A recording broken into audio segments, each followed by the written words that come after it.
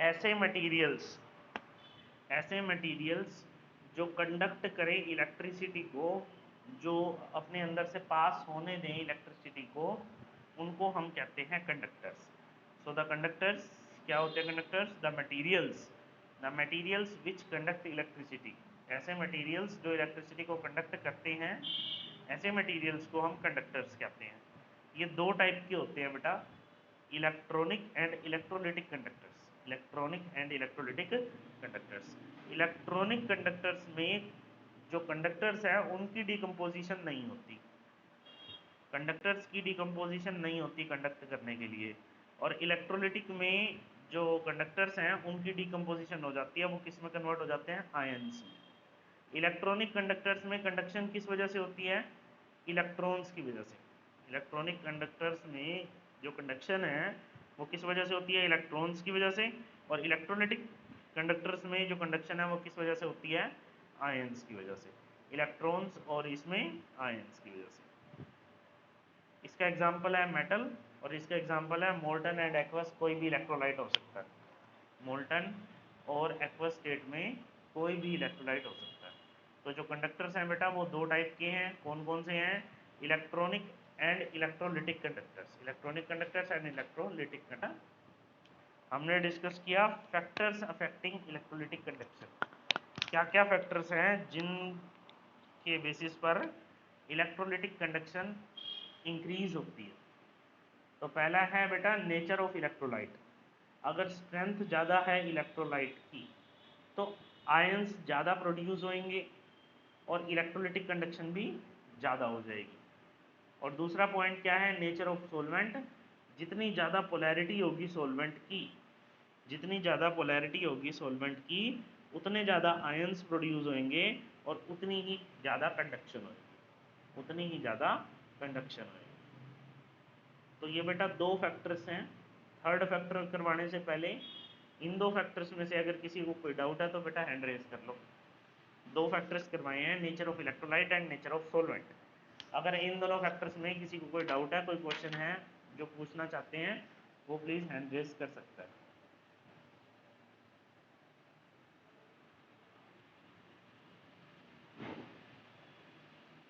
Okay, तो next factor देखते हैं बेटा।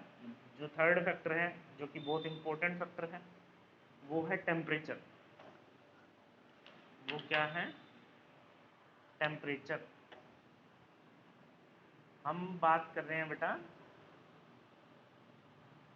हम किसकी बात कर रहे हैं बेटा? फैक्टर्स अफेक्टिंग इलेक्ट्रोलिटिक कंडक्शन की। इसमें जो थर्ड फैक्टर है वो है टेम्परेचर। हम जानना चाह रहे हैं कि टेम्परेचर का कैसा इफेक्ट पड़ता है इलेक्ट्रॉनिक और इलेक्ट्रोलिटिक कंडक्शन दोनों पर।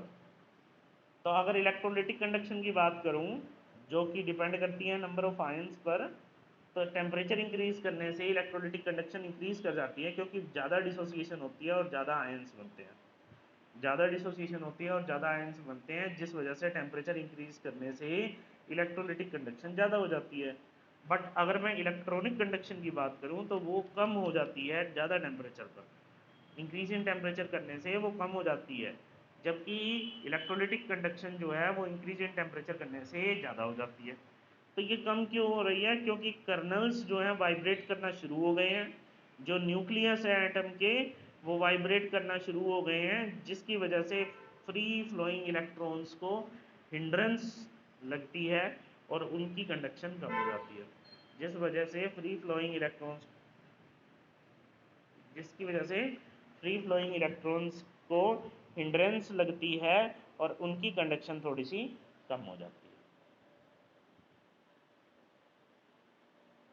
हाँ जी बेटा, ये थर्ड फैक्टर था इलेक्ट्रोलिटिक कंडक्शन में, टेम्परेचर। इन तीनों फैक्टर्स में से अगर कोई डाउट है किसी को तो हैंड रेज करिए बेटा। Nature of electrolyte, nature of solvent और टेम्परेचर में से। Nature of electrolyte, nature of solvent और टर्म्स डिस्कस करी बेटा। हमने दो टर्म्स डिस्कस करी, एक है रेजिस्टेंस और दूसरी है कंडक्टेंस। रेजिस्टेंस क्या है? Tendency of any substance to oppose the flow of current. किसी भी सब्सटेंस की टेंडेंसी जिसके जरिए वो करंट के फ्लो को अपोज करता है जो उसके अंदर से बह रहा है। कोई भी कंडक्टर है, अगर उसके अंदर से कोई करंट बह रहा है तो वो रेजिस्टेंस प्रोवाइड करेगा, वो उस करंट को रोकने की कोशिश करेगा, उसी को रेजिस्टेंस कहते हैं। रेजिस्टेंस को रिप्रेजेंट करा जाता है बेटा कैपिटल आर से, और इसकी यूनिट है ओम। इसकी यूनिट क्या है बेटा? ओम। आर का फॉर्मूला होता है R is equal to V by I, और R is equal to rho L by A. R is equal to rho L by A. ये रो क्या है अभी आगे आएगा। कंडक्टेंस रेसिप्रोकल ऑफ रेजिस्टेंस, और यूनिट क्या है इसकी? साइमन। यूनिट क्या है इसकी? साइमन। ओम इनवर्स भी हो सकती है या साइमन भी हो सकती है। तो हमने ये दो टर्म्स करी, एक तो करी रेजिस्टेंस और दूसरी करी बेटा कंडक्टेंस। एक करी रेजिस्टेंस और दूसरी करी बेटा कंडक्टेंस। अब हम थर्ड टर्म करते हैं, और जो वो थर्ड टर्म है, दो टर्म्स और पड़ी, रेजिस्टिविटी और कंडक्टिविटी। रेजिस्टिविटी की जो यूनिट है वो है ओम सेंटीमीटर, और कंडक्टिविटी की यूनिट है साइमन सेंटीमीटर इनवर्स। कंडक्टिविटी जो है रेजिस्टिविटी का रेसिप्रोकल है, रिप्रेजेंट किया जाता है कापा से।